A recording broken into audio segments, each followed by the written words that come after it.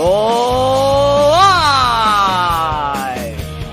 It's Empire State of Baseball, episode number 48, on this Monday, June the 5th, 2023, airing on Twitch, Twitter, and YouTube, and as always, powered by StreamYard. Gentlemen, how are we doing today? Major day for Empire State of Baseball. What's going on? Yeah, this is a big one. We got a first episode that we're live streaming to 3 separate apps. We've always done Twitch, so for those of you following us since our first year last year, thank you again for listening in on Twitch. All of the recaps and segments have all been posted on YouTube, so thank you to our YouTube followers. But this is a first tonight, also streaming to Twitter for the very first time. And Twitter's where we have our biggest following. Most of our interaction with the fans are on Twitter. Love talking with the Met fans on there, the Yankee fans. We also have some general sports fans who just want to interact and talk sports. So thank you for everyone who's tuning in tonight, whether you're a new listener or for those who have been with us since day one. Yeah, absolutely. And you get us on a good week, too. Mets and Yankees have given us a lot to talk about. Mets have kind of gone on the typical roller coaster of a ride that this season has been. So we're excited. Like I said, on Twitter, on YouTube, on Twitch. Don't forget, if you're watching on one of the platforms, go visit the other platforms. I believe if you're looking to join the comment section, Twitch and YouTube are the spots for that. Twitter, unfortunately, doesn't let you comment and let us see it live during the show, but we're going to be checking that and trying to join the conversation no matter what. So, oh yeah, just be interactive on everything. As Joe mentioned just there, YouTube, Twitter, Twitch. This is an awesome night for us, and for 47 episodes, we are airing exclusively on Twitch. We're still airing on Twitch, but it's time to branch out because everybody deserves a little bit of Empire State of Baseball on a Monday. And what to expect for tonight, and this is pretty much the caveat for most of our shows, but the lineup card, except for one segment that we're going to get into later on tonight. We start off everything with the Queen's Gambit. It's our wraparound with the New York Mets, everything latest with the New York Mets. As we had mentioned on our social media platforms, the Mets are 5-7 in the last 12 games after having that nice 5-game win streak against tough teams. They're now in the midst of their toughest stretch of the season, arguably. So we got to talk about everything Mets related in just a few. We're going to get things started with that. Then we have Chooch's Pick of the Week, where our good buddy Matt Chooch Tucker joins us for his series selection. He takes one big series coming up, he hypes it up, and he gives his prediction, and then we review it on the show live. Then we have The Bronx is Burning, similar to the Queen's Gambit. It is the Yankees wraparound, all the latest and greatest with the Yankees. Some big stories happening. They're coming off a huge AL West swing, but it looks like they might be without Nestor Cortez and Aaron Judge to start the next series, and possibly Anthony Volpe. A lot of talks around the possible demotion. We're going to get into that later on tonight. Then we have a fun segment called Guess the Graph, where we're going to guess the autograph baseball as provided by one of our co-hosts tonight. That's Joe. And finally, we're going to wrap things up with the state of baseball, and we're going to talk about City Connects. And if the Yankees and Mets should get into the City Connect game, we have some mock-up designs we're going to show off. So that's going to be a lot of fun, and it's going to be on later tonight. But I promised we'd start out with Mets talk, so let's get into it with the Queen's Gambit.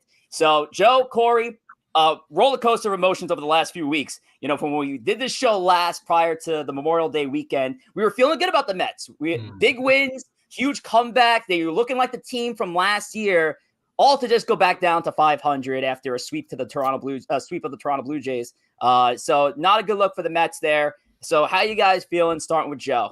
yeah, listen, I mean, this season's been a roller coaster. It's been up and down. When one part of this team clicks, another part of this team lets itself down. The Mets actually look like they've gotten their start in pitching together. Okay, Senga had a bad start the other day. McGill kind of toughed it out for a while, fell into trouble. But at the end of the day, the Mets pitching has kept them in every game in the past week or so. The problem is the pitching's now good and the hitting stinks. It's cyclical of what's going on right now, you know, and everybody seems to slump at the same time, whether it's the starting pitchers having difficult all at the same time. Now it's the core of this team's lineup having difficulties at the same time right now. Lindor's ice cold. Alonso, okay, he hit the home run in the last game of the series, but he's been cold. Nimmo took a day off the other day. He's been cold. The Mets cannot survive. They can survive one guy being cold and one guy slumping. They cannot survive when the core of their team, their top 3 hitters, are all slumping at the same time. The only positive out of this weekend is it looks like Marte is starting to come out of it, which is what you needed. But unfortunately, if you do not get guys going and they do not get going at the same time, this team's not going to hit all that often. Yeah, no, it's crazy how you have a little bit of a role reversal, because in the first month of the season, Marte and Canna were the 2 guys who were really struggling on offense. Right now, those are the 2 guys who are actually the hottest hitters on the team over the last couple of weeks. And even Tommy Pham, listen, he had 2 home runs the other day, so good for Pham as well. But like Joe said, right now, it's either the pitching is bad or the hitting's bad, and when one's good, the other is bad. And what happens when that happens? It's a 500 ball club. And right now, this team is exactly 500, 30-30. And they are the model of inconsistency. They have a ton of talented players on this team, and some are performing well, and a lot of them are slumping. And they're having nights where they're putting up 10 runs. They're having nights where they're getting shut out. It's already June 5th. They've been shut out as many times this year as all of last season. And last season, we said a lot of things about the offense lacking some power, but at least last year, they were putting the ball in play. They were converting with guys and runners in scoring position, line drive, moving runners over. And the problem is right now, they're not sustaining that offense, at least over the last weekend. The top of the order, Brandon Nimmo, the first month of the season, he was one of the hottest hitters in baseball. And right now, he's in a big slump as your 1 hitter. Your 2 hitter, Lindor, granted, 13th in the majors in RBIs, 5th in the National League in RBIs, but he's hitting 213. I mean, that's a $340 million shortstop right now hitting 213. I do think he's going to break out of it. Don't get me wrong. He's a great player. I love having him on this team. But your 1 and 2 hitters right now are doing nothing. They're not table setting for this offense. And the guys who are producing right now, like a Marte, like a Canna, like an Alvarez, are all hitting a little further towards the bottom. And what's happening all these nights?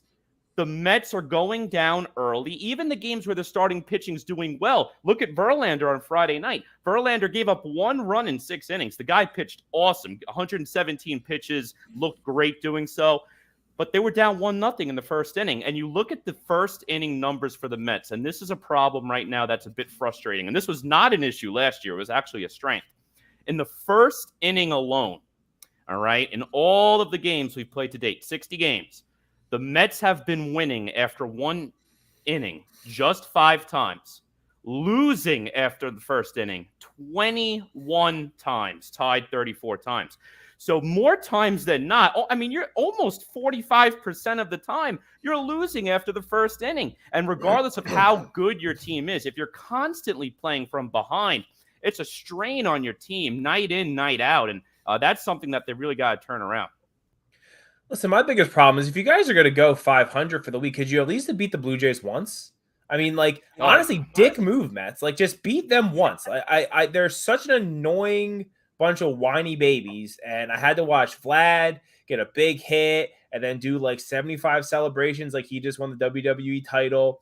It's obnoxious, and I just wanted the Mets to do something for me for once, but you failed. They took 2 out of 3 against Tampa when they needed it most. I mean, it's not like they're that's the past. We're living today, Rich. We're living today, and the Mets did nothing for me personally over the last 3 games. So it's tough, and I think a big question for Mets fans moving forward, and like I had mentioned in the lineup, the Mets are in the midst of a very tough stretch, and possibly their toughest stretch of the entire season.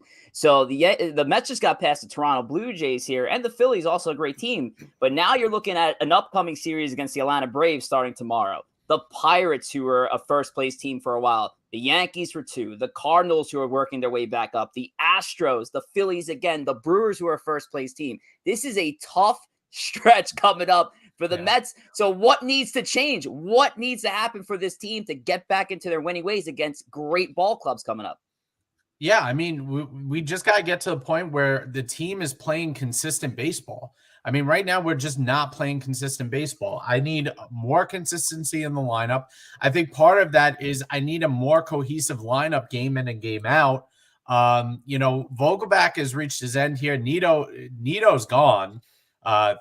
Thankfully, listen, I like Nito. He's a good guy. He was a great guy to have in the clubhouse, but 125 and a 150 on base percentage isn't cutting it under any circumstances. I mean, that's pitcher level offense out of a guy who's supposed to be one of your catchers. So that's not acceptable. He's gone. And the Mets need to figure out a more consistent rotation with these players. Vogelback's going to have to sit. He doesn't provide enough power. He doesn't provide enough offense. And at the rate he's going to get DFA'd sooner rather than later. They just need to find what works and go from there. But, this team's been treading water. Amazingly, the amazing part about all of this, they're only 5.5 games back with the 3-game set against the Braves. I mean, the Mets could theoretically be 2.5 back by the end of this week. And all of a sudden you're going to look at your chances and say, all right, now we got a pretty good shot to at least still stay in it. So it's a very odd season, first 60 games so far for them. Yeah, no, it's very strange right now. And thankfully, like you said, Joe, they're only 5.5 back because the Braves aren't doing that great either. Both the Mets and the Braves over the last couple of weeks have basically been matching each other, playing 500 ball over that stretch. So luckily the Mets haven't lost ground, but they've missed an opportunity to gain some ground. But this is a huge series coming up. I know it's only 3 games, but you want to come into this series at least take 2 and honestly make a statement, sweep the series. But in terms of turning it around, first, before they worry about the big pictures, just worry about the small things first, all right? I want to call out something on Friday night because this really, really frustrated me in the Friday night game. They were down 1-0 early, and then I think it was the 3rd or the 4th inning. The Mets had 1st and 3rd, no outs. Brandon Nimmo, who normally is a great contact hitter, works the count, great eye. He's the type of guy who's typically working a full count, swings at the first pitch and pops it up. Then you got your 2-hitter, Francisco Lindor. And what does he do? He strikes out on 3 pitches. All right. So now all of a sudden now you have a prime chance to score. All you need is a routine double play and they're going to concede the run to make it 1-1. All right. Or just get a sac fly. Now you have 2 on, 2 out, and then McNeil pops it up too. So you have your 2 best contact hitters in Nimmo and McNeil. Then you have your highest paid player on the team, one of your best players on the team in Lindor striking out. They're not converting on the small opportunities. And then again, they're playing from behind. Granted, at that point, it's just 1 run. You could make up 1 run, but they're playing from behind. And look at yesterday's game, Sunday's game. They were down 4-0. Senga did not have a great outing. Senga right now, it's very 50-50. He has a couple of really great games in a row. Then he has a couple of bad ones. When he's on standard rest, that's where he tends to struggle. When he has the extra day, he looks lights out. But you look at that game on yesterday. The Mets actually put up some runs. They had 4 home runs in that game. But you're down 4-0 early. And by the time they come back, you have to do so much just to tie it, so much just to come back that they weren't able to complete the hump. They couldn't take the lead. And then what happens? They lose that game 6-4. So that's the biggest problem. Start converting on the small chances, but stop falling behind early. How about you go out there, put up a run, how about you draw a walk to start the first inning, bunt the guy over, routine line drive, base hit to the outfield, score a run, take a 1-0 lead in the first inning. Let's start simple, and then I'll worry about big picture. Then I'll worry about who's going to be your middle relievers. I'll worry about what trade deadline acquisition you're going to make. Because right now, there's not one deadline move you could make today that's going to change this team drastically. You have to start small and just put the ball in play and convert when you have guys in runners in scoring position. Well, speaking of trade deadline, we posed this question in our chats here. Who's to blame for the New York Mets' recent woe? We did get a comment here from Core Ryan, regular on the chat, host of Core Curriculum, our trivia question segment that we'll have in a couple weeks. He says Epler put this team together and didn't address some of the deficiencies that were known, and also the last regime, because some of the things that popped up could be addressed with prospects that they don't have because they drafted horribly for the last 10 years. So, based on Corey, your last rant, there's a lot of blame on what's happening on the field. You simply have players that are just not playing to the back of their baseball card. But how much of this is on the front office, on management, on the non-player personnel that put this team together? There's definitely blame. I'll turn over to you in 1 second, Joe. I know there's a lot of Buck Showalter blame on Twitter too, and there's some Epler blame. I am not an anti-Buck guy right now. I know a lot of times I do disagree with the lineup. Don't get me wrong, but we had the lineup we all wanted Friday night. All the kids played. We got shut out. We had the lineup we hated last night. They put up 4 runs. Tommy Pham, everyone was upset he was leading off. He scored half your runs yesterday with a couple of bombs. So I'm not going to blame Buck, Showalter, Grant. I disagree with them sometimes. The Epler concern is a valid debate. And I know we talked about it on previous shows. Listen, when you're running an organization, if you have one member on your team that's doing bad, you replace that member. If you have a department that's doing bad, you replace the department head. If the whole company is underperforming, the shareholders are going for the CEO, and Epler is the CEO of this team. So there's definitely some blame to give out there. And Joe, I know you have some thoughts too on Epler and what he could do, what he can't do. But what are your thoughts there? At the end of the day, you can't replace Lindor, you can't replace Alonso, you can't replace Nimmo, and you can't replace McNeil. And at the end of the day, when those guys aren't hitting and when those guys aren't producing, your team's in trouble. And you can extend that to Marte, you can extend that to Canna. Listen, they done what the Mets have requested, even to the point people were screaming 2 weeks ago that they were going to send down Francisco Alvarez. What happened? We DFA'd Gary Sanchez and Nito. We DFA'd 2 catchers at one of the most valuable positions and one of the hardest positions to fill in the major leagues to keep this kid in the majors. They did that. And listen, I get it. People are screaming every time Buck produces a lineup.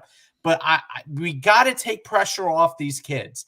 These kids are not our saviors in year one. These kids are complementary pieces to a team, and hopefully they develop into core players. You cannot rely on Beatty and Vientos and Alvarez to save this lineup night in and night out. I, for one, think Buck needs a little bit less criticism of the lineup because you got to remember, rookies at the end of the day are still rookies. And when it gets into the dog days of summer and rookies have played more games in a major league season than they ever had before, they get tired. Buck is trying to save these kids right now from having those issues. I'll put it to you this way. Brett Beatty, most games he's ever played last year, 106 games in the minor leagues last year. The year before that, 91. You're telling me when he's 130 games in the middle of August, he's going to be the same player? He's never done that before. So Mark Vientos, most games he's played, 111 in 2019, 83 in 2021, 117 in 2022. Francisco Alvarez, 117 last year, and that includes 8 games DH in the majors. But these kids are not equipped to play 140 games. So every time the lineup comes out, we can't burn down the house because one of the kids is sitting on a night in a particular night. I think what Buck is doing is going to pay off in the long term. But at the end of the day, the veterans, the guys that are making Marte $20 million this year, Canna $10 or $11 million this year, Alonso, who wants a $200 million contract, these guys got to hit better than 220 or 230. These guys have to hit 270 and produce and hit extra base hits. You know, your shortstop who you're playing $350 million to, 341. He's got to play better than 213. That's just the reality. And guys can have slumps. We get that. They all cannot have slumps at the same time. Correct. I'll let Tom get it. Yeah, I mean, I think we've talked about it before also. I think it's not a criticism of Steve Cohen. Steve Cohen, is the richest owner in baseball, but I do think that some of the Mets' problems in 2023 was the fact that in 2021, right, when he purchased the team in the offseason, he basically had the edict to sign the best players he could. The problem was the 2021 free agent class overall wasn't great. So you were committed to some guys, and they made some trades recently. I know we've talked about, hey, you only could trade for who's out there. You got the best you could get. The problem is there wasn't a lot of good to bring in. So you're committed to guys like, Marte and Canna and Vogelback, and those aren't guys that a championship level team are going to be counting on. Building a championship team takes a long time. It's built through the minors. It's built through, smart free agent signings. And then once that window is open, to really bust it open. Where I feel like the Mets they wanted to, I don't blame them for wanting to do this, but like, let's just get as good as we can right now. But how good does that make you next year and the year after? I think that is where some of these problems stem, and the Mets won't really, I don't think, could get to that really true next level until they can get rid of some of those B-level players and buy up the next level of talent that's available, hopefully in that offseason for the Mets. Yep. Plus the rookies developing too. Absolutely. And for the New York Mets, as we mentioned before, 5.5 back of the division. So, it's not all lost. It's right there. You have a division that's going to be up and down throughout the season with some of these teams. I think the Nationals are well out of it at this rate, but looking good for the Mets in the near coming. But you just got to, for the Mets here right now, you got to get back on to the winning ways. And I know it's going to be tough with this schedule they got coming up, but they can make such a big impact taking 2 games in Atlanta and really turn the fan base around just like that. That's how New York baseball works, folks. You can turn a whole fan base around in 24 hours. It's amazing. But we're gonna move on from Mets baseball. And Joe, what do we got over at YouTube? I know we're live. Yeah, we are now airing live on YouTube. Make sure you like, share, and subscribe for post-game recaps, all episodes of Empire State of Baseball. You get notified if you're subscribed when we go live. You can view it right on your YouTube app, on your phone, or on your computer. Don't forget, subscribe. There's only a 10% of you that actually view the page that are subscribed at the moment. So we need more subscribers on YouTube. Go to YouTube and subscribe.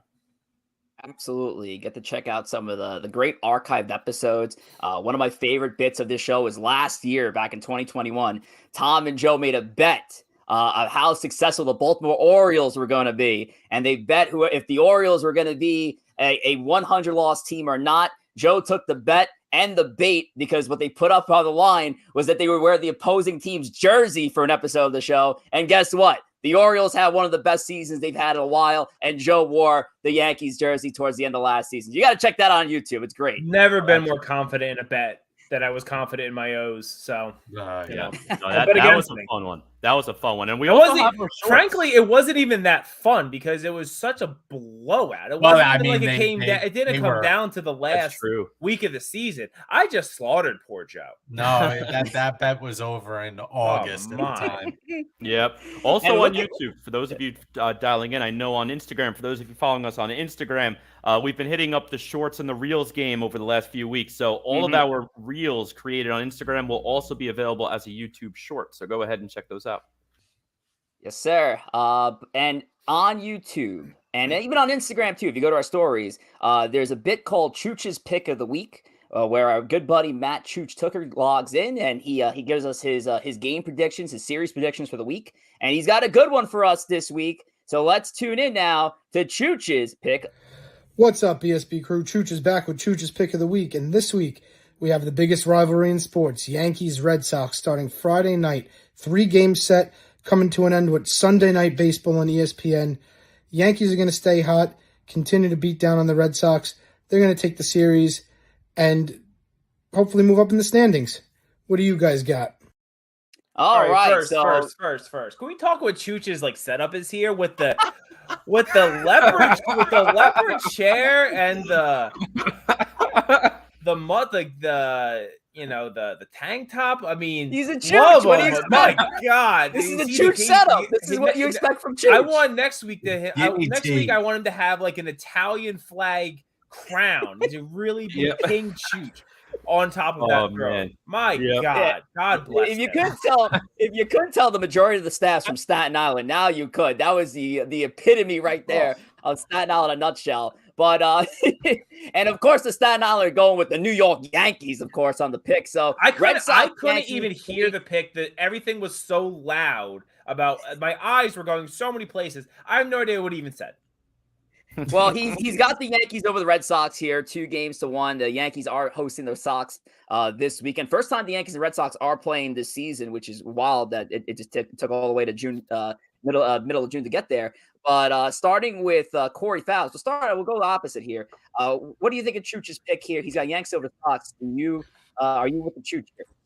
I'm with the Chooch with the Yankees, but I actually am going to go with the Yankees sweep. And I'm not a Yankee fan, so I'm not making a homer pick here. I actually think the Yankees take the 3-game set. Red Sox right now, I mean, they're a 500 ball club, just like the Mets, 500 ball club, 30-30. Yankees right now hot, coming off a big series win versus the Dodgers. I watched most of the game last night. It was really a fun game to watch. I'm actually going to go with the Yankees sweep. I think they stay hot through the week. Well, all right, Joe. Yeah, I don't know if I give the Yankees a sweep anytime you play Boston. Obviously, it's hard to walk away from one of those series with a sweep. I'm not sure who's pitching in that. I think Boston misses Cole, if I'm not mistaken. I think Cole's pitching, day or two from now? No, I think Cole. No, I think he might get game 1. Right? I think Cole will get game 1. Yeah, because Schmidt's Cole pitching tomorrow. will get game 1. Schmidt's pitching tomorrow. Nestor would have pitched on Wednesday, but he's out, which I know we'll probably get to. And then Severino's pitching Thursday, so they'll get Cole. And then who? I mean, I guess kind of a spot starter, and then they'll get then. Who knows with Severino? I mean, that's a wild card in itself. So, I mean, chances are the Red Sox will take at least one of these games. And listen, I have no confidence in anything the Red Sox have been doing as of late. So I'll go Yankees 2 out of 3. I'll agree with Chooch. Yeah, I'll just piggyback off Joe there too. I'm gonna also go 2-1. The Yankees are gonna have an issue now trying to figure out who's gonna be pitching in there for Nestor Cortez, even though Cortez wasn't so hot over his last few starts, to say the least, or 2023 season, let alone.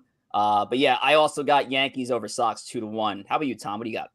Yeah, I mean, I know it's kind of a lame pick, but I'll take Yankees 2-1. They get a Cole start in there. I know the Red Sox have been a kryptonite for Cole in past seasons, so hopefully he can get over that this time around. But again, with some of the injuries, Judge is Judge going to be playing tomorrow? Is Judge going to be out for a month with a broken toe? It's that seems really up in the air. So I feel like it's really hard to judge before we know about Judge. But I'll still take 2-1. Boston is like a very middling team at this point, and I think the Yankees have enough firepower both in the pitching staff and the offense to win the series, continue winning series. That's the name of the game. Continue to win series. And congrats to Matt, by the way, because Matt's last Chooch's pick of the week was a win. He had the Braves over the Rangers 2-1, and he did win that. So now he's 1-2-1. So let's see if we can even that up to 2-2-1, or we'll see if he's back on his losing ways like those New York Mets. Man, I wish the Mets got to face Alek Manoah, because he lasted a third of an inning and gave up 6 earned runs. Alek Manoah's bad. Stinks. Oh my God, is he bad? Oh, he stinks. And all that. I wonder swag, who do you think he's blaming for it? Like, I imagine he's blaming like the grounds crew of wherever they're pitching. He's blaming his lunch. He's blaming the traffic on the way to the stadium. Again, the Blue Jays are the whiniest team in all of sports, and he's probably the king of just the biggest babies on that team. I bet the pitch clock's got a lot to do with some of these pitchers. And I'll say that for Cortez too. I mean, Cortez was a guy last year that part of his thing was throwing off people's rhythm, whether it was taking longer or quick pitching. Yeah. But I feel like that's taken away from his game. He can't. But Nestor was one of the fastest pitchers in baseball last year. No, he was, but he did it. I don't think that he did it in a way where he would slow down and then speed up for 3 pitches, and then take his time with the 4th pitch and do the hesitations. And the hesitation stuff he can still do. I think it's just listen, like you got to start earlier. Yeah. Again, if it comes into your head. And when you're a pitcher and you're thinking about it and you're not, you haven't been around as long as some of the veterans who can adapt to that, I think that really affects guys like that. Like Manoah's never really dealt with that before. I think it's a problem for a lot of these pitchers that are struggling right now. Yep, and we're going to get more into the Yankees in a moment with the Bronx is burning, because we hyped up that segment earlier as part of our lineup card post on Instagram. That's where we did it. There we go. Yeah, so we talked a little bit about the Instagram earlier. Make sure to give us a follow at Empire State of Baseball. You can follow us individually. Corey at Corey Favs, Joe at Junior Pugs, Rich at Rich J Rivera, myself at T Waspel on Instagram. We also mentioned our Mets Minutes and our River Ave Rewinds, where we're doing recaps of most games. Now, if games end late at night, sometimes we're a little sleepy and we don't get them done, or if the games aren't very interesting. But for most games, we get the recaps out there. Sometimes in the morning. We all have bedtimes out here. So check those out. But yeah, also West Coast games. A lot of good previews for the shows. You'll see the Chooch's pick of the week. You'll see some of the other segments kind of talked about throughout Monday, so you have an idea what's coming as you come live at 8:00. So check us out on Instagram. Yeah, a lot of stuff happening on the gram. So thanks for that, Tom. And let's get into the Bronx is burning. So on the flip side with the Yankees, things look good as far as if you're looking at the team's performance. 4-2 in their West Coast trip against the Mariners and the Dodgers. And we know the Mariners are off to a slow start, working their way back up the standings, but we know the Mariners are a more serious team than what they put out there against the Yankees last week. I mean, Kirby had a phenomenal game against the Mariners, so they're still a serious team. And the Dodgers, the Dodgers were a first place team entering the weekend. So to take 2 against the Dodgers, and honestly, Tom, for the Yankees, they stole 2 there. You lost Judge for an entire game. That's a game you're set up to lose. The Dodgers pitching, the young pitching that the Yankees always have a trouble with. They got to Michael Grove in that Saturday game. Bobby Miller he looked like a future Cy Young Award winner on Sunday, but the Yankees prevailed, and they head back home for a series against the White Sox.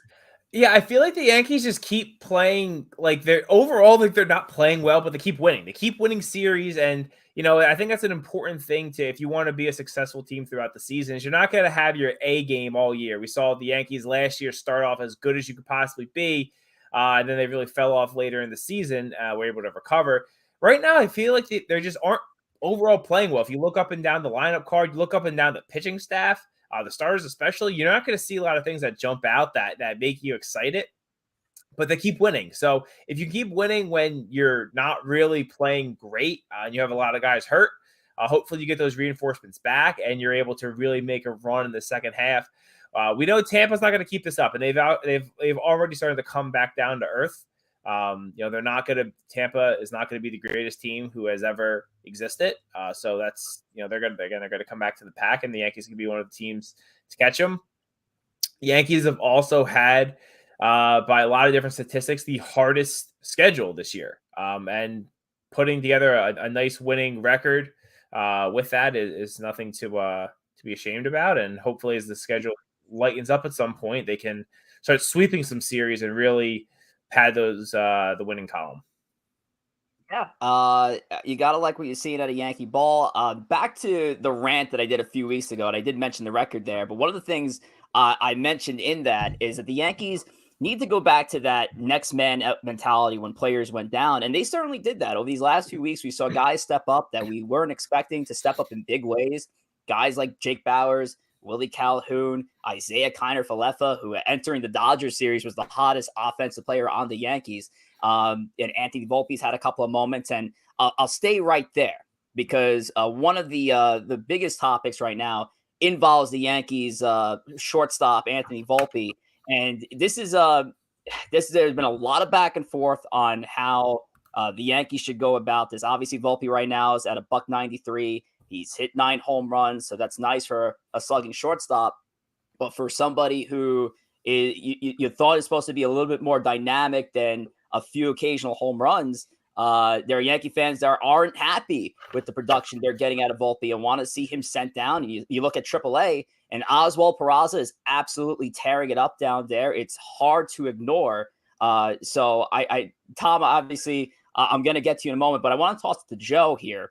How should the Yankees handle their situation here at shortstop. Obviously, they have a lot of talent in the depth chart at that position. But when you have one player that's doing so well and he's so talented and so touted, and you have one player knocking on the door in AAA who's performing better at that level right now, what decision do the Yankees need to make with their players? Yeah, I mean, this is the hardest thing, right? I mean, you got a guy who's supposed to be your top prospect. He's struggling with his first assignment in the big leagues. Granted, he is very young, but again, I said it earlier in the season where you have to see how he's responded.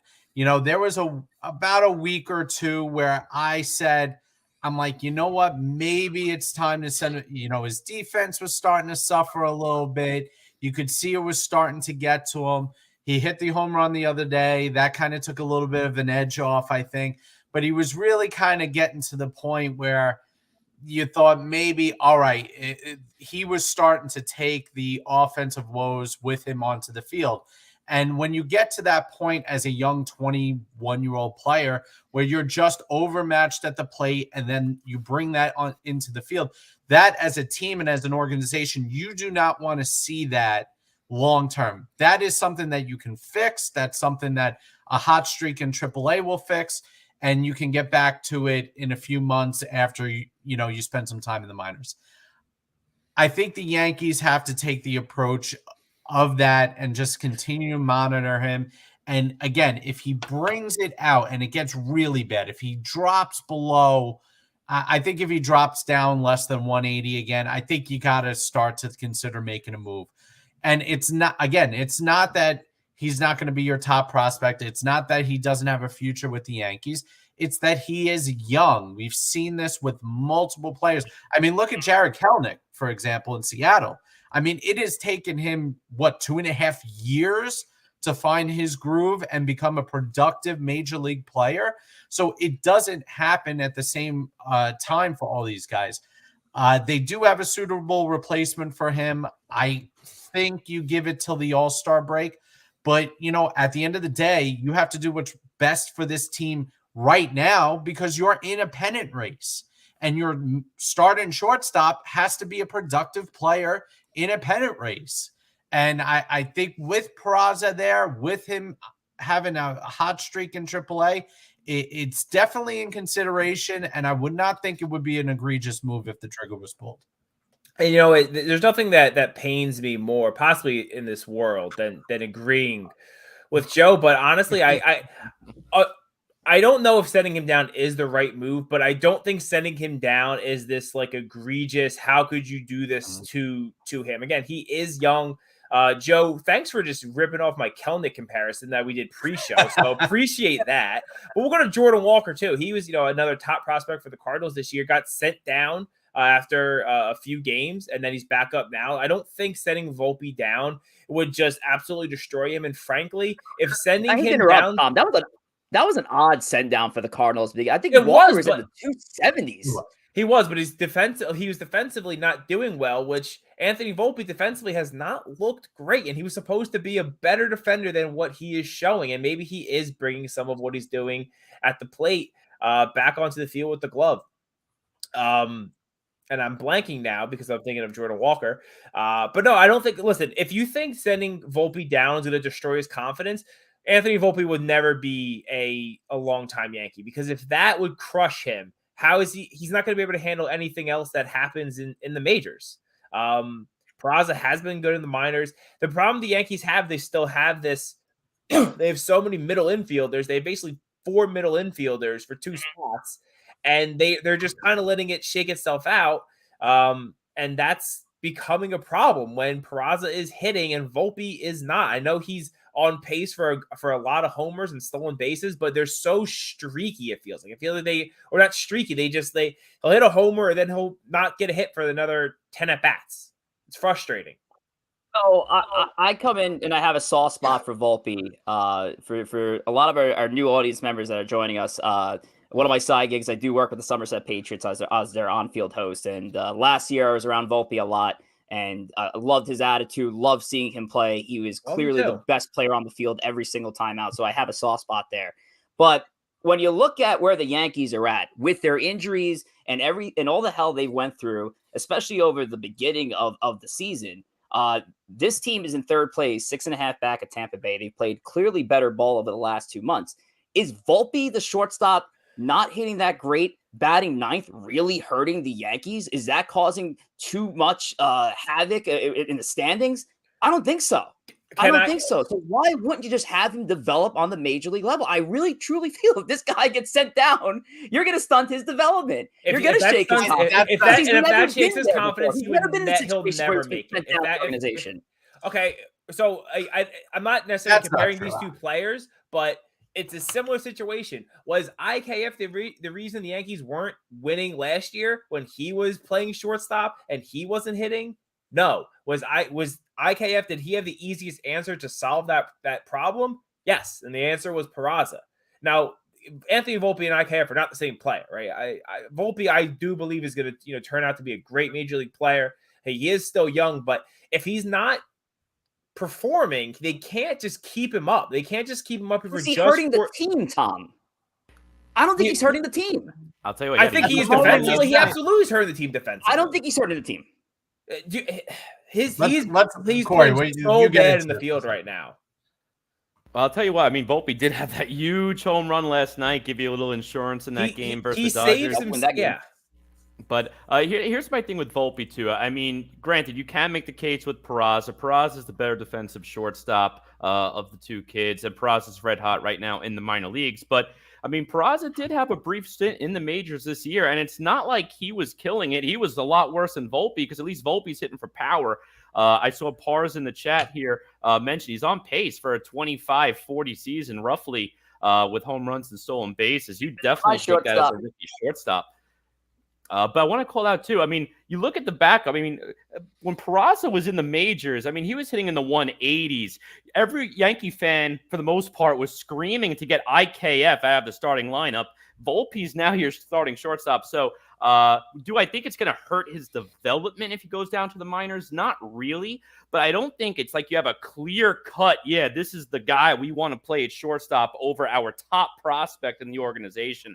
So I wouldn't be so quick to pull that trigger, because all it takes is 2 weeks, and that 190 average from Volpe could be 225 and a lot of big games too. So I wouldn't pull the trigger just yet. I would at least give him through the month of June. I wouldn't either. Continues too. I wouldn't either, but it's just his approach at the plate can be a little frustrating at times. I do feel like he is swinging for power too much, and he's not a power hitting guy. Yes, I know he might be on pace for 25 homers, but that's not really what he grades out to be. You want him to be a guy that gets on base, steals, puts balls in the gap. And I feel like some of his at-bats recently, he's looked a bit lost at the plate, and he's bringing that into the field, and he's not playing well defensively as a guy who doesn't grade out to be a shortstop in the major leagues. There's a good chance that he is not the shortstop in a couple of years if Peraza is the truth as well. And the Yankees full plan comes to fruition. I think Volpe's playing second and Peraza's playing short. And right now, real quick, I'll turn it back to you in a second, Joe. The thing too that's blocking some of this development too, because if you want Peraza to be the guy at shortstop and Volpe the guy at second base, you're blocked right now with Gleyber, and Gleyber's going nowhere. I know there's a lot of talk. Should they trade Gleyber Torres? And right now, the answer is no. I mean, you're trying to win it all this year with the Yankees. You're not going to sell off pieces unless it's one of those win-win deals, which we don't see as much anymore. But the time to trade Gleyber, if they were going to do it, was in the offseason. That way you could prepare your roster coming into the season. You're not going to trade him now. So you do have a little bit of a logjam there, like you were saying before, Tom, with the infielders. So that's kind of what's hurting right now with Volpe and Peraza. But Joe, I know you got a lot more too to talk about with the Volpe situation. So what's on your mind there? Yeah, I think the last month or two, the Yankees organization has realized Peraza is the shortstop of the future, not Volpe. I think they've known that. They just haven't. Volpe is the future, and then the question becomes is, all right, if your shortstop of the future is tearing it up in AAA, and your second baseman of the future is playing shortstop in the major leagues, not hitting well, don't you think it would benefit them to switch? Listen, you guys could say whatever you want.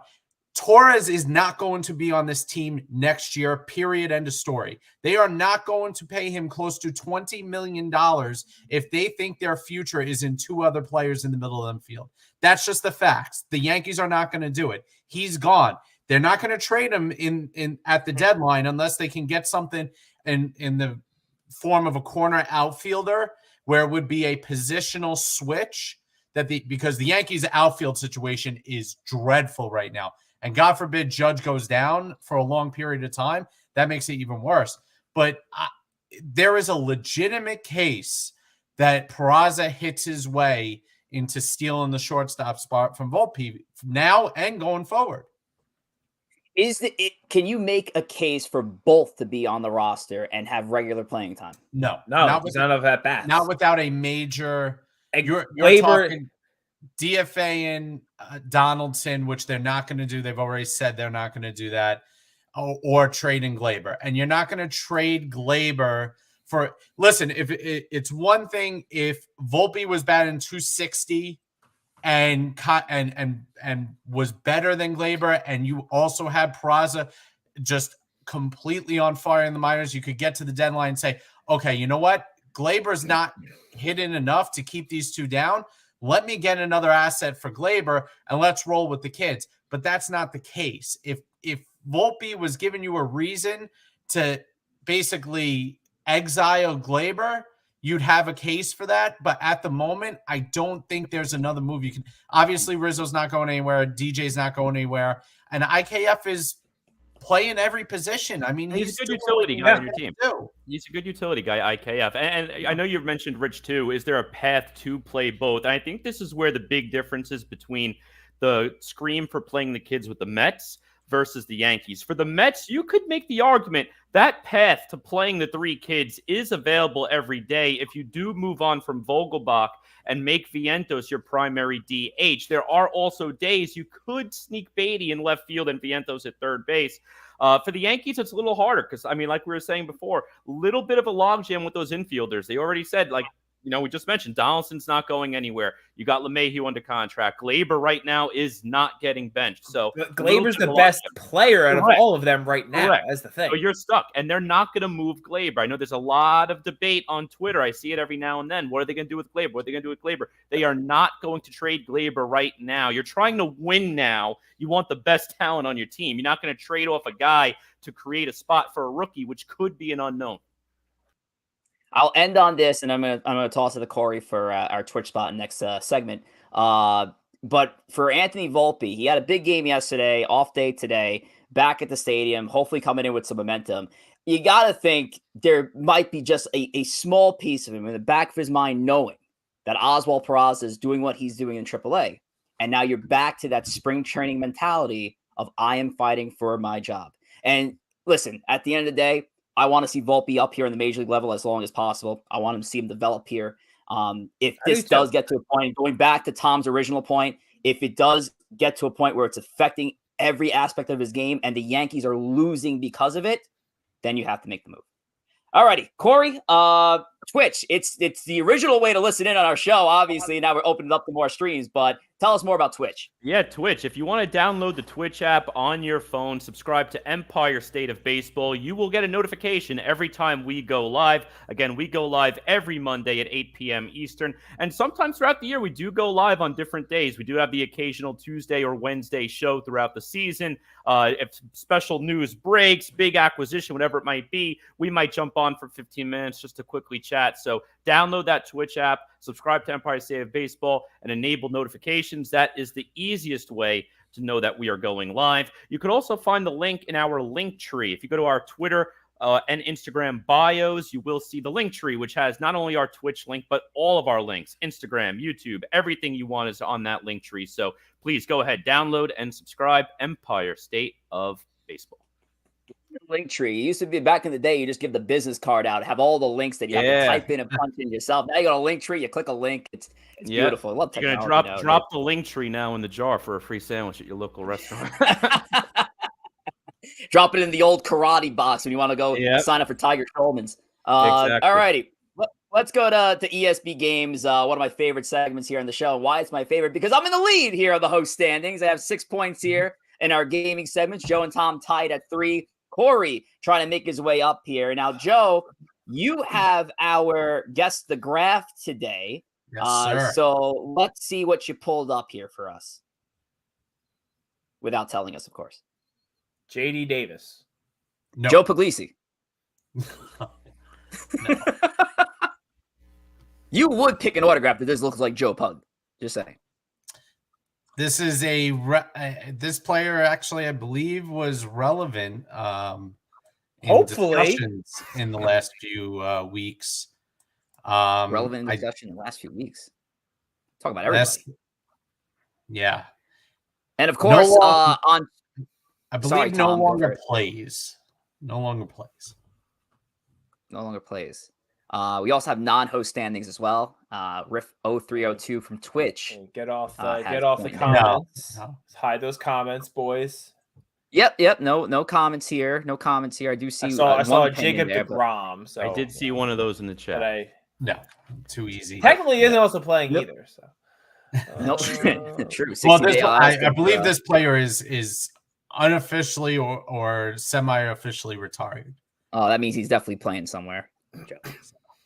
He's definitely employed by somebody. Hey D. I mean, is it wrong to say that's a J and that's a D there?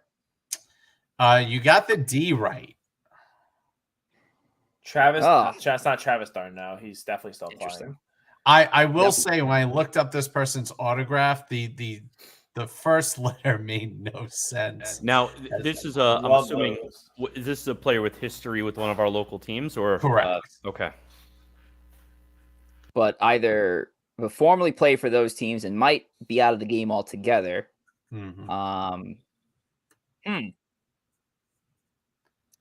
I mean, I don't know the official. I mean, I came up with the game. I should have known, but I don't know how many hints we can ask for here. I'm not going to ask for many, but is this a position player or a pitcher?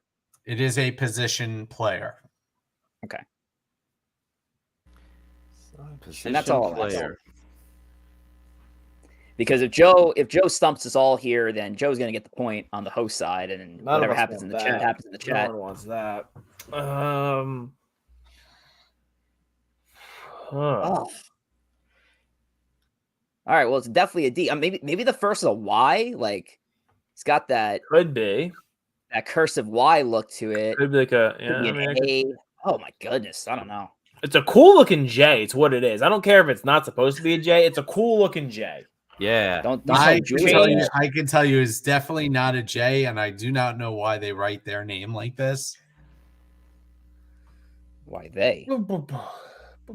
But I'll give you a last hint before we. I was gonna say we usually give. I always give a few hints with this. Okay. I'm not trying to. Third hint. This individual had a record for the Mets that was just recently broken. Oh, it's a small record, and it's not really in a record you would find in the record book. Oh, is this Lucas Duda?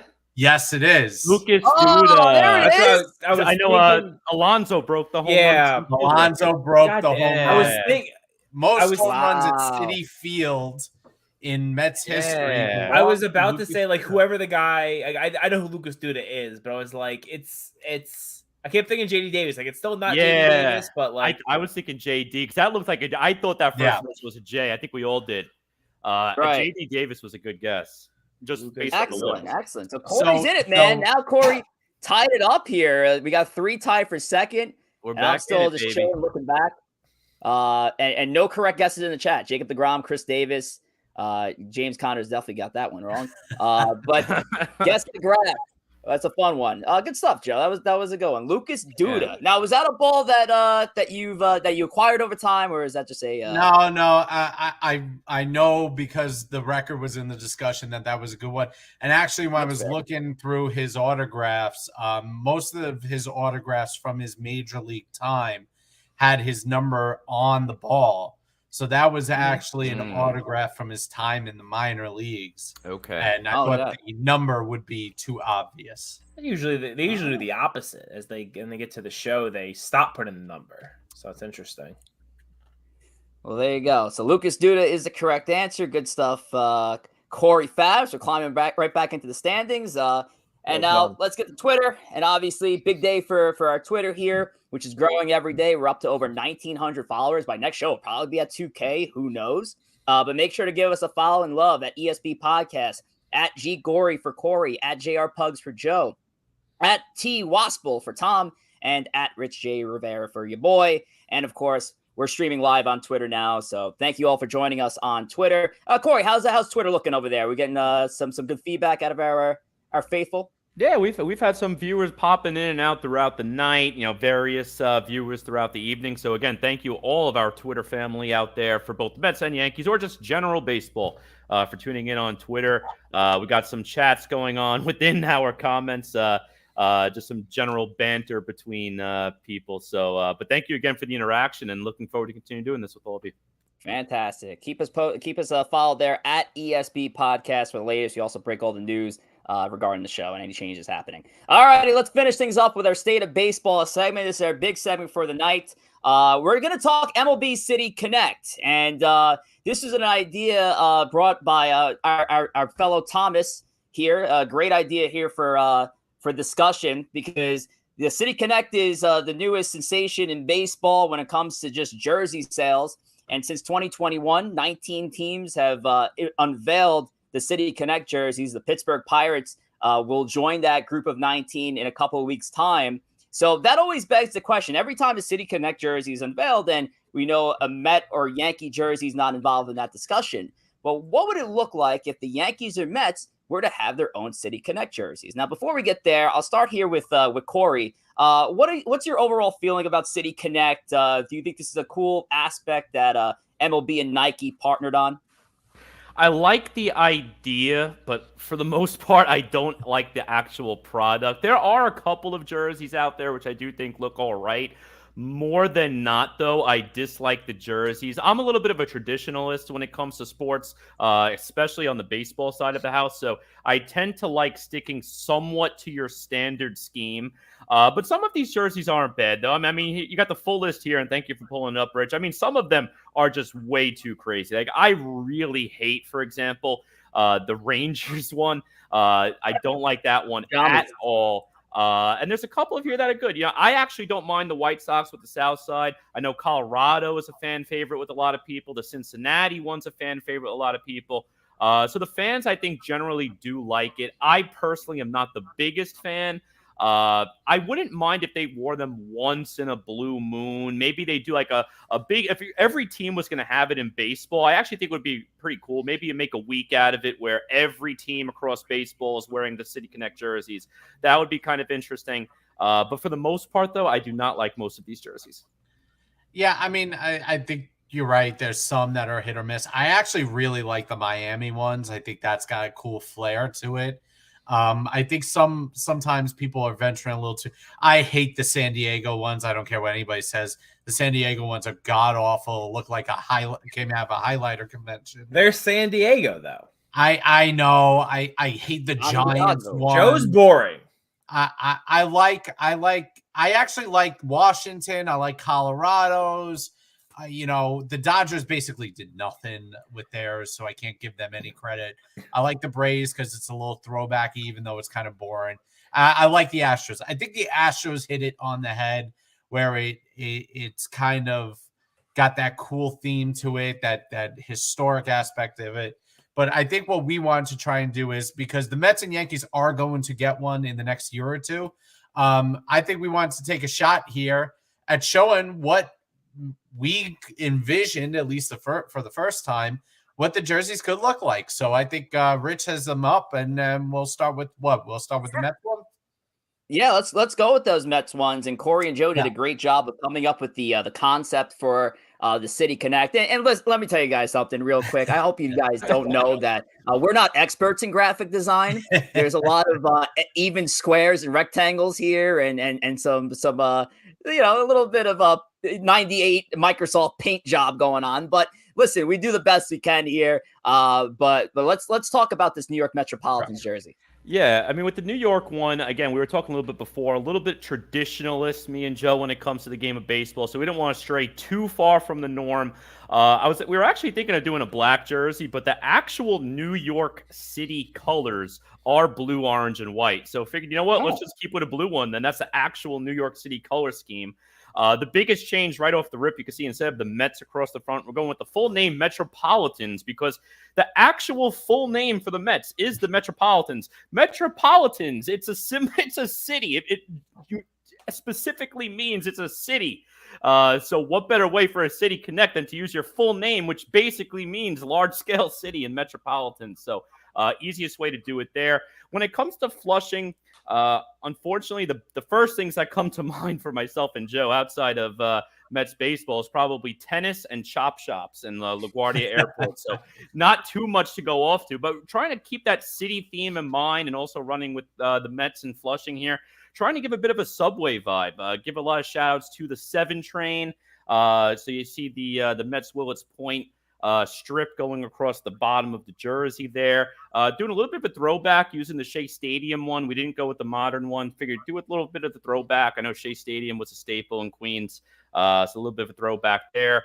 On the front hand side, you'll see a lot of the circle subway symbols. So this is just a sample Brandon Nimmo template. So we're putting the Brandon Nimmo 9 in the subway font up front.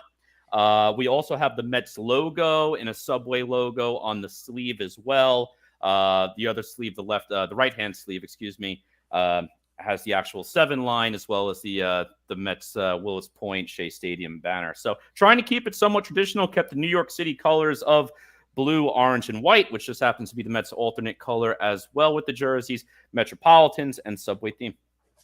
Yeah, when I looked at this jersey, sorry, Joe, I love the subway numbers. I almost would like to have seen, again, not professional graphic designers, but I would love to see that kind of be like the subway colors that you normally see, which I think is like pale red, green, and yellow, I believe, when we see in those subway stations. That'd be really cool. Definitely.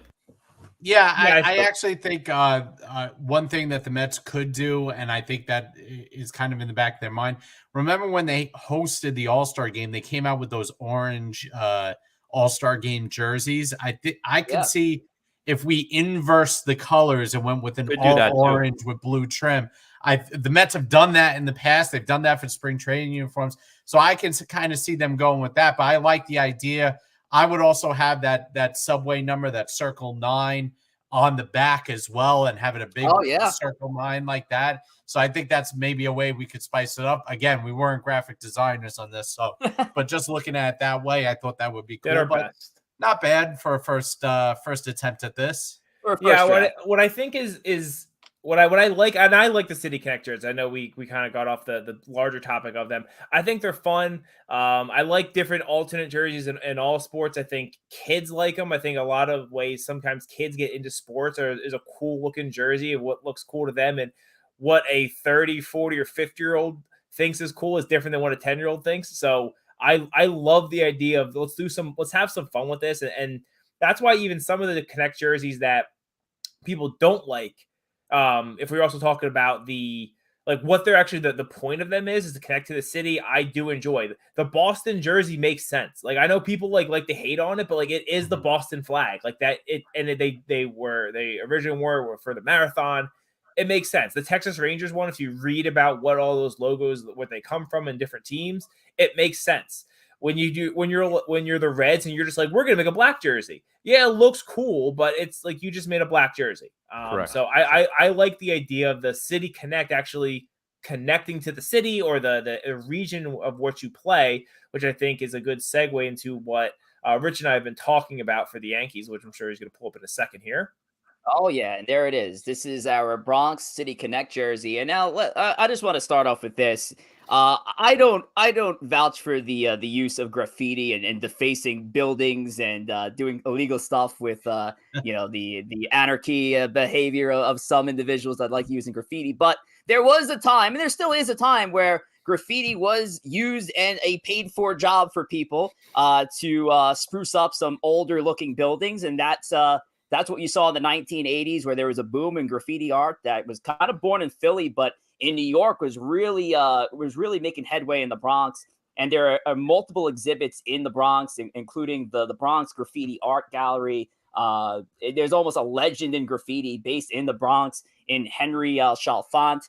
You can read a whole article about him wherever you do your Google searching, I guess Google. But yes, the Yankees. Bing. So we got analysis, folks. The Bronx. So we got obviously the Bronx in graffiti. The 99 in the back. We just did the Judge jersey there, and we kept the pinstripes. We just reversed it. We went with the the blue base and the white pinstripes there actually kind of resembles, and Tom brought this up to me earlier, it does sort of resemble the South Side Chicago White Sox jersey in a little bit. If we go back to that real also quick, the old stadium, the concession, I don't know if they still wear the concession stand, but the concession stands used to have the workers would have the blue with the white pinstripes. So I mean, like I think the challenge that Rich and I had was what I would love to see the Yankees do is to get one of the graffiti artists from the Bronx and say, like, design this, like you design it. And like, obviously we're not just going to like give you a blank slate and you just do whatever the hell you want, but with some kind of input, you let them do it. One of the things that is a hallmark around Yankee Stadium, there's a lot of really talented graffiti artists who have murals to old Yankees, or current Yankees and old Yankees. Yep. I'd love to let some of those guys like get them in a room and let them figure it out and make it cool, right? Make it about the Bronx. And I think you could come up with something really creative that would really piss off a bunch of old guys, which frankly would just kind of be worth it for me. I like that, still keeping some of the tradition of the no names on the jerseys. But you could do, I think, a lot of cool stuff and actually make it a jersey that represents where the team is from, as opposed to here's a jersey that's in all black, or here is, some other just pointless, like we really didn't put any thought into this. So thoughts from the contrarian side. Yeah, now I like the idea of the reverse pinstripes too. Definitely keeps it with the Yankee theme, just in reverse there. I like the urban look. You brought up a good point too. The very first thing that came to my mind was the South Side with the White Sox too. So I'm actually cool with this. This isn't a bad one. I think when it comes to the Yankees, the Bronx stands out more than the Mets with Queens. So I do like how you have the Bronx in the front there. As opposed to the Mets with the Metropolitans too. But yeah, I'm cool with the jersey. I kind of like it. I think you could even also, would be cool for the hat, is you could do, instead of an interlocking NY, do like an interlocking BX. I think that could look really cool as a hat to go along with whatever you want to do. That's not a bad idea. Yeah, I just like have fun. Like sports are fun. The jerseys, they can be fun. Like, we don't have to just, like, I love the tradition of the Yankee jerseys, but like you can have some fun with it. Let's have some color out there. Let's do something entertaining.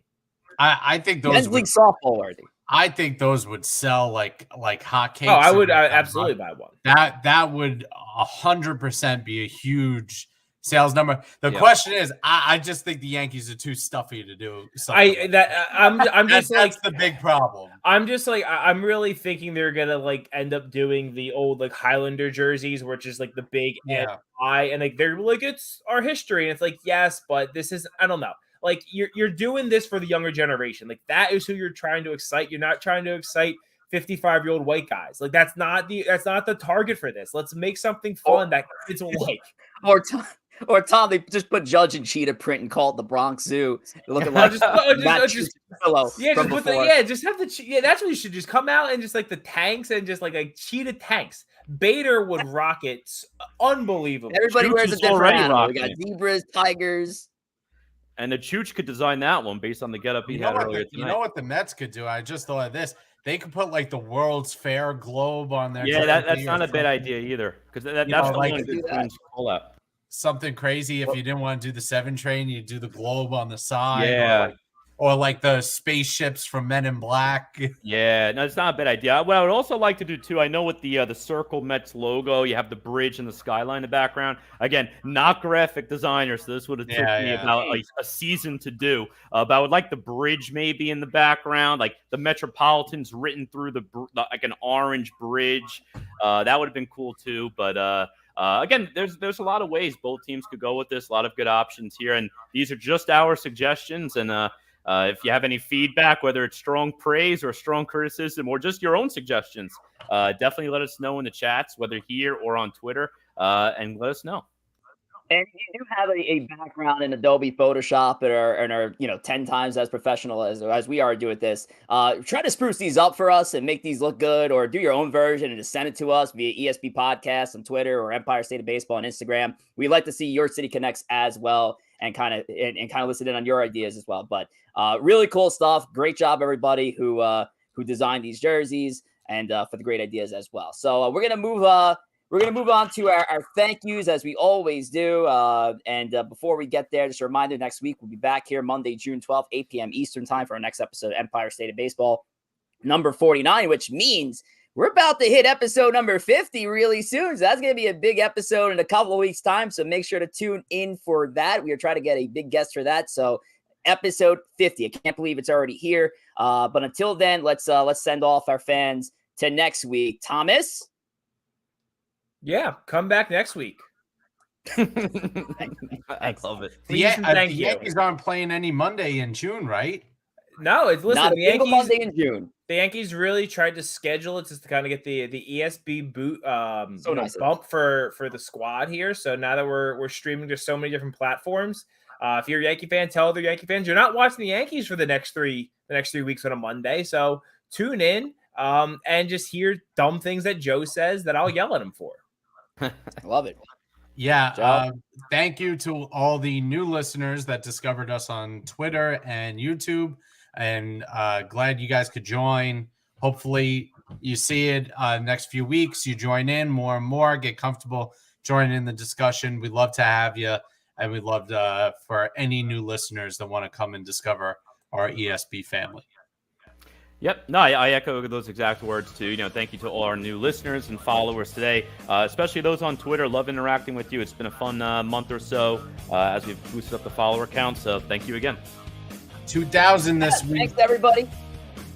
Yeah, Joe, thanks for that. And thanks to everybody for joining us, for all you on Twitch, Twitter, and YouTube. We appreciate all the feedback. We want to see more of it.